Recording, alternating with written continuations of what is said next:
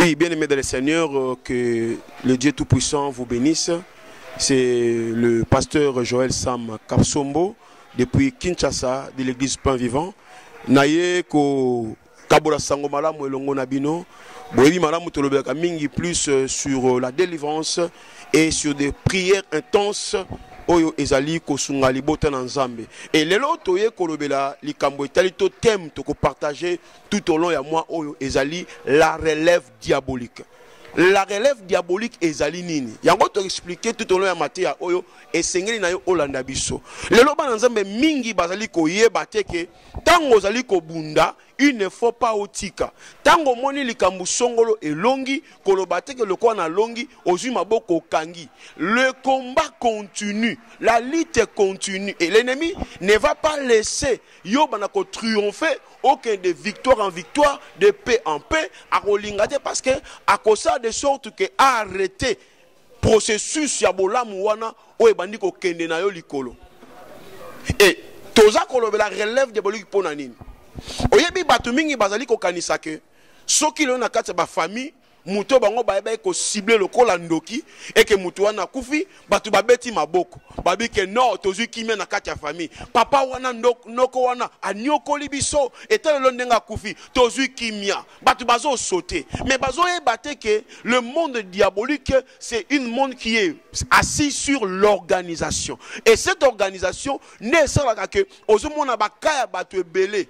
Au lieu de bonga, ils ont s'empirer davantage. Pourquoi? Parce que le diable a yebi que tango mutu oyo yatina ki na mission et que akufi ou soit a échoué na mission na ye akoluka mutu muswa ko zo relève. C'est là où on parle sur la relève diabolique. La relève diabolique est la relève moko ezali obligatoire et puis possible. Pourquoi? Parce que tango muto atiama ki po ete akwei sayo e ko se ke tongo moko mutu wana kwei tango akwei ba yebi ke na kana bango échec ekoti il faut maintenant dossier na yo oyo bango na ko landela pour que yo bimate et sengeli ba réactiver yango parce que tango muto bango batindi aza désactivé pendant ce temps là pendant quelques mois pendant quelques années oyo ko se ke bazo ko luka mutu azwa relève na kata regroupement na bango batan wana tu peux passer des moments peut-être il y a paix moko précœur moment moko il y a solution moko précœur alors yepe azali ko fa na kata ba réunion na ye azo luka mutu nini oyo akoya azwa relève pour que a continuer processus ya ko déranger vie na yo. J'ai causé avec une sœur ndeko wana ko bisanga bi pasteur nana témoignage à munene papa kulutu wana ndoki oya nyokola biso na famille akufi. Eh bien, m'écoute, on a kendete, azo sepela. Mais franchement, on a découragé qui est. Nabi ma soeur, ozo sepela pour akoufi. Mais au salut erreur. Oui, c'est vrai akoufi. Mais yebaka yango que malgré akoufi, problème na yo, likamu na yo, na kata biro na bangwa bondoki, et qu'on soit toujours mutu, oya ko telema, alandela yo. Na moni sera lembi découragé nabi non. Nalobi kaka pona décourager pour que na personne makasi. On comprend que monde ya molili c'est toute une organisation. Oyo akufi akei, oyo musuba kopona akoya e. Muto bakopona akouta. Place a outi to yebite, peut-être akobi manakati ya famille, akobi manakati ya lopango, akobi manakati ya ba mie connaissance, ça dépend. Or, monde ya ténèbres ezali tout un regroupement. Ezaka kateke bakoti na ndoki foya non bakoti na mutu pe solo kaza na kata ba loge ozomona ke bazo former regroupement moko ba misusu baza na kata ba loge ya fétichisme ba misusu na kata occultisme ba misusu na kata bondoki baza ko former kaka groupe moko mais pendant oyo baza ko luka relève et salema c'est là où se passe le problème. Pourquoi? Bako luka mutu oyo aza petete bakote la force ya oyo abane ko combattre te pour combattre bino. Ceux qui vont mener force à qui likolo, mais na souka nango akoi, il faut pas luka aussi un combattant. Oya koki koya à s'imposer et à effacer directement et automatiquement. Il y a des familles, tant que basi solution, bazu maboko bakangi. Il y a des gens tant que bazu solution bazu maboko bakangi kolobake nzamba sali. Oui, nzamba sali, mais bazo e bate que il faut aussi un processus ya kolanda pona ko protéger et le nzamba pesi na kati ba prière. Mais qu'est-ce qui se passe aujourd'hui? Ozomona batu mingi bazali ko sambela misu na bango to lo sambo na bango eza dirigé na Nesika moko, dans la direction moko. C'est là où maintenant le bas blesse. Où vous allez trouver que Batouba semble là, mais le problème est toujours qu'on persister pour la ligne. Parce que mis sur la bango telle direction moko. Donc pour la bango, ils ont même défini que Mouto sa bisoboye, eza noko, et à tata moi aussi, eza voisin, eza kolupangu, eza locataire. Oh, c'est ça maintenant le mal. Et yango nazo ebisamo na nzambe moko azolandangai. Ce qui est important c'est quoi? Il faut la prière na biso adresser dans toutes les directions. Tozo semble na ba direction nyonso na ba sens nyonso tout. Et si ka o monguna côté lema pour être à ko sala musana ye tango akuta na prière. O e ko komela ye mo muta oyeba yango. Ma soeur, mon frère Nzamba Pambola yo. Je suis le pasteur Joël Sam Kasombo de l'église Pain Vivant depuis Kinshasa. Toté makamu oyo sur la délivrance et yango zo mona toté batu mingi. Plus dans ma forte prière, ma prière intense. Il faut aller dans ma délivrance. Bon de la pona bango. Mais il y a moto bon de la pona mutu. Il faut ma kambo enseignement sengela yoka yango. La relève diabolique est zali. Pe salemaka. Non moni besoin qui solution. Il en a 2 ans le même problème et bani sou kozonga. Tala malamu. Okore marqué na kati ya vie na yo, to na kati ya famille na bino. Que makambo elongwaka il y a 10 ans passés, siko ekomi kozonga. Mais comment ekomi kozonga? Ça veut dire que bon, tala ki combat dans la direction moko. Relève diabolique tango eyaka. Eyaka pona ko négocier te. Mais eyaka pona ko luka ko mettre fin d'abord na mutu oya s'imposaki pour à mettre mutu na bango na mabele, il faut bailler la ye, be bailler la suite non na simana ye. Yango moni toza ko inviter ba famille surtout ba se mettre à genoux. Ba famille est sambela, ba lukelonga nzambe. Ba tu batika maseki. So tangi na Biblia na mukanda de Samuel, chapitre 15 verset 14. Histoire ya David. David boyebi malamu akwei seki Goliath. Goliath akwei. David a commis roi. Triomphe à munene pe ya makasi. Mais à sa grande surprise, David a causé la ke amona libanda ya mboka ba voisin ba nation voisine ezoya ko combattre ye pour que abunda baboto le trône. Mais David a sutuki na kati ndaku na ye moko bitumbela muki Absalom a telemi. Alors il faut kaka boto la ngwenda tata na ye. Il a commencé par négocier avec les gens de la ville. Na batu ya moka abani ko négocier na bango bibelobi, il a gagné le cœur ya nation. Et si Aluka s'est imposé, frère, à 5 même, pas David qui est bon. C'était pour aller accomplir son plan. David a osé la bitumé ou talibanda, mais nous avons bitumé bimop. Na katanda qu'on a Bible et lobby. L'homme a des ennemis propres, les gens de sa famille. Et quand l'on bake, n'abasance union surtout, diable ko soulever mutu moko, azur relève pour ya ko sala o mabe. Alléluia. Nzamba pambola onde konanga ozolandangai. Zamba kanisela yo. Benga biso na ba numéro de l'affiché na c'est plus 243 90 522 10 30 81 35 00 446. So bengi biso okozwa biso aline et trouver ba ko sambela pona quel que soit ton problème, même bisi kozali benga biso nzamba ko sala ngolu. Nous sommes là aussi pour vous, c'est ça notre travail. La relève diabolique première partie. Tangu yozo kanisa ke likambuane sili satana sili sinanute pour naye amuni ke cheko azwaki il faut azonga. Alors baja oya tinaki bakoya ki wana ako préparer baja mususu ako pesa bango dossier na yo dossier a famille na yo bakozwa yango na maboko. Ce sont ces gens là ceux kaza moko yene mutakozwa relève so bazé belé bango so bakozwa relève pour ba ko combattre yo to pebino libote na nzambe ozolandangai. La relève diabolique est réel. Tant que c'est là que baya ko combattre et pas noko na ye na famille. Tant que c'est là que baya ko combattre et pas tata moi aussi. Alors que le diable opère dans tous les sens. Na kata regroupement tant bazo pona mutu bakipakate oza na membre ya famille toté il suffit kaka oza na kata regroupement ondima kozo relève diabolique ya mutu oyo bane ko combattre vie na yo mutu moko bimi azu relève wana c'est pour venir encore te combattre. Alléluia. Tala makambu Absalom a sale pa tata na ye yo comment ko diriger combat dans la direction moko o eza batata mwasi eza banoko eza ba voisin eza ba kolo lupango eza ba locataire oza kotambrier inutilement. Le plus important c'est quoi? Mets-toi à genoux, prie l'Éternel et diriger prière dans le sens nyon surtout. Et c'est là où tu vas voir que makambu na yo ekende autrement. Frère, ma soeur, batu mingi bazo remarquer lelo makambu o déjà si elle ka ba bossa ba zulango elonga ba o remarquer lo makambu comme la bango échec. C'est un grand message. Tu relèves ba signe. Il y a relève diabolique na vie na batu.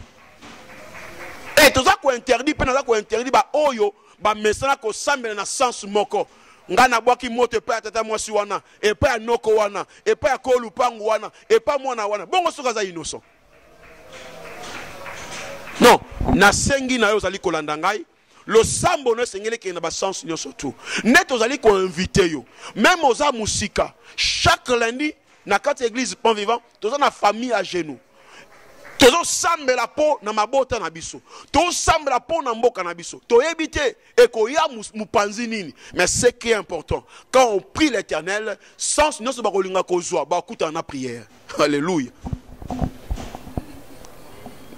Nzamba pambolo mon frère, nzamba pambolo ma soeur.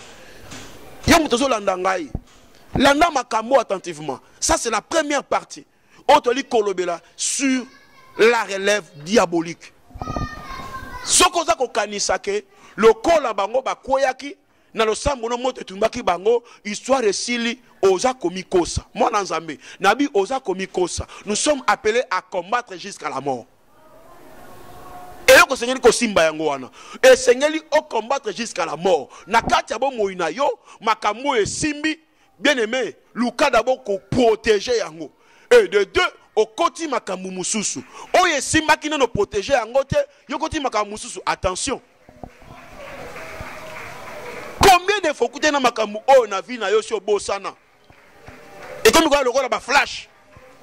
Likambo de na bosana mais e bani siko zonga, yo banda ka bongo. Nenga zo banda bongo, échec zonga peka bongo malembe. Mais ngana za ko interdire yo okanga maboko na yo. Nous sommes appelés de nous réveiller parce que le kola bango ba préparer batu na bango. To peut déjà batindi, ba obazu da relève, ya musala obazu la ki échec, bisope, bisomoko et longo na Yesu. On doit se mettre debout. Oui mon frère, ma soeur. Kola la pe pongité. Ils sont aussi de sambela, on a autour sambela, même en ligne, autour sambela. Sur l'unité, on a sur le collant, on a prier ensemble, on a prier. Parce qu'on a besoin d'abord de gens qui sont conscients et conscientes. Des hommes conscients, des femmes conscientes. Tous on a pas sandé à Batouane. Na katia lo sambo. Et tous a kobo ya nini. Batou bakomi kokota na prière, bakota parce que mon message sans la conscience, c'est un danger. Yoka enseignement et tala ba événement. Pourquoi ba événement au ciel le cas et comme il kozonga sous na page. C'est que ça mutu moko azu déjà relève. Mutu ango ngana to yebité. Mais ce qui est important ezali moko ya monde ya molili.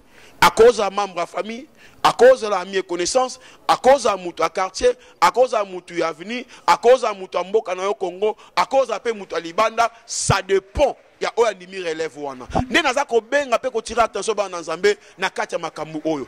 Délivrance, ba forte prière, eza mwa sécurité. Eza likambo mutu azu na motema na ye, pia ndimi akota. Bible lobi David aza ko bisa ne pa maseli na ye.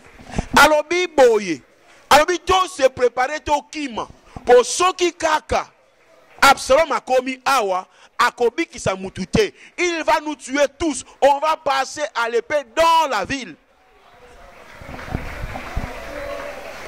Ba monta ki deba projet na bango. Tangu yo zelo kanisi ke mutako lokayo e atata mwasi noko oyo yebi wana ya oyo yebi wana or c'est faux archi faux. bakobimisela o surprise mo désagréable et okokamwa ozala par terre. Mais ngana eka kolobake esengeli boyeba ke relève diabolique ezalaka. Oya koya ki wana akei. Mais oya zoya wana, il vient remplacer pour qu'accomplir ba œuvre ya muto bisika sukaki. Yango mo nous sommes appelés ya koyoka ba enseignement. La relève diabolique et ça man ba via ba tu belé. Et distraction dali ko uta wapi. Il faut ce qui muto ka réponse na Nzambe. Muto mitiki abi Nzambe sa yanoli. Muto mi boaki na salo bi Nzambe sa pesi c'est fini. Muto roboto la zate. Attention. Bien sûr que Dieu va roboto la te, mais lipambo lione comme na mikakatano et comme na bitumba. Et c'est là la moi chose ko bota te, Nzambe sali ngolu aboti, mais moi na wana botami abandi maladie, dépense na dépense. Azoko na maladie, il y a que des dépenses. Et ça bile mama la mutel. Loko la mutu asala katazu musala. Malgré ye, mais musala ngobi tumba na bitumba kata yeka ba salaire. Yeka ka mbongo ebungaka. Pana ndeza ba département oya salaka, ne ba prome yaka. Non. Enfant de Dieu, la mukabisi kozali. Réveille-toi au nom de Jésus-Christ. Tala makambo en face. Ko bese brate pa omoni mutuana a kwa ya kufi. Ko bese brate pa omoni mutuana a zigito nini, non. Mais yo tellement parce que la lutte continue. Aussi longtemps que nous sommes vivants, on doit lutter. Mais yebaka ete monda molili a s'organiser ka butuna moi azoluka ndenge ni ko mettre biso par terre. Mais laisse-moi te dire, la grâce de l'Éternel sera toujours au rendez-vous et pas bateau bazo comprendre. Benga biso, le numéro d'aller affiché. La relève diabolique première partie. Le diable va faire appel na ba membre na ye à ko instruire bango. Il faut que les éléments à combattre. Yango zo mona bo moina yo. Ba o bazo bundisa yo. Eza bato a PTT, milimo a PTT. Eza bato mabe. Ba brigade déjà ba grade a molili ya makasi. Ba kena ba mission pe makasi ba longa pe. Mais yo soko yebi makambo yo. Ata ba brigade ba mission makasi na kombo Yesu ba kolonga yote. Tika grâce à Nzambe. Ezali kola mutu moko. On a biso na YouTube, na Facebook. Makambo yo interpellé yo. Oyeba ke Nzambe atika ba oya yete. Lipambo yo ozui wana e ambrié yo te otika Nzambe na sima. Mais et encourager yo au côté sous la profondeur et encourager yo au luka Nzambe. Prière na yo ko sa na direction mon côté. Au côté espace banguna bakota mais ça on a ba sens nyo surtout oya côté les maya atazu relève atazu mandat ya diable akuta na prière yo sali na komba Yesu akwe. Laisse que l'Éternel vous bénisse. Je suis le pasteur Joël Sam Kassombo de l'église Plan Vivant depuis Kinshasa. Nous sommes en train de prêcher de telles choses parce que toyo ki mingi batu mingi bazoko benga baza déçu. Mais tozawana ko ebisa bino ke soyez courageux, soyez courageuse. Oye le kaki bobo sana yango. Botelma parce que bitumba ezokoba. Soko fandi monguna olonga yo. Mais soko telemi dans la prière avec Jésus-Christ aux vainqueurs. Neto bengi yo. O comprendre makambo. Première partie, la relève diabolique. Et ça makambo solo. Et ça les maka. Tant que sepela que muto bunisa ka kuei keba relève ko salema. Dossier wa nécessité. Dossier wa nécessité. Aussi longtemps que nous sommes en train de vivre, le combat est toujours là. Mais malgré le combat, nous sommes plus que vainqueurs par celui qui nous a aimés. Tikangolo Nzambe. Ezali ko nabino. Na bengi bino banso. Yo muto landi ngai. Yo muto zo landa ngai. Obenga. Quelque chose ton problème. Nazo ebiso ke Yesu azanzambe. Kola pambola bande kona biso. Ya studio moto. O bazali ko sunga biso. Asima caméra. Et Nzamba pambola. Etonga Pain Vivant. Nzamba pambola. Ba Kristo nyonso mokili mobimba. Nzamba pambola.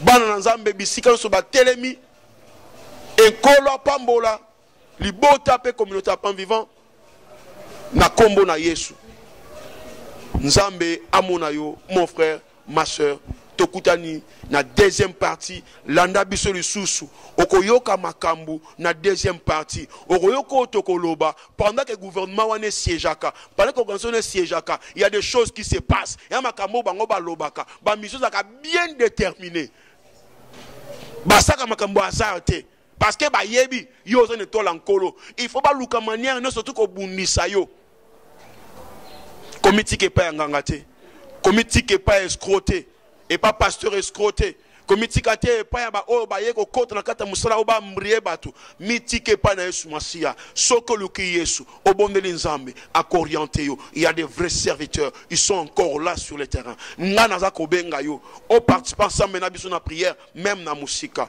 tika nzambe apambola yo tokutani na numéro asima na deuxième partie à relèvement topé otoli ko benga la relève diabolique kuna toko détailler biloko a mike na kati pendant que ba hors de paix samaka nzamba pambola yo tokutani nambala sima bye.